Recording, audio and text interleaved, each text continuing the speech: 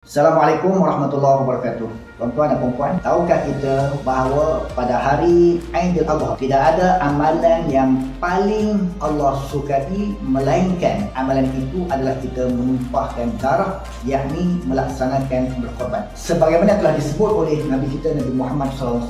Maka marilah kita sama-sama melaksanakan berkorban tahun ini untuk kita memberi sedikit kegembiraan kepada saudara-saudara kita yang sangat memerlukan daging korban untuk dimakan bersama ahli keluarga mereka, terutama di negara-negara umat Islam yang susah, yang terlibat dalam konflik, peperangan dan seumpamanya.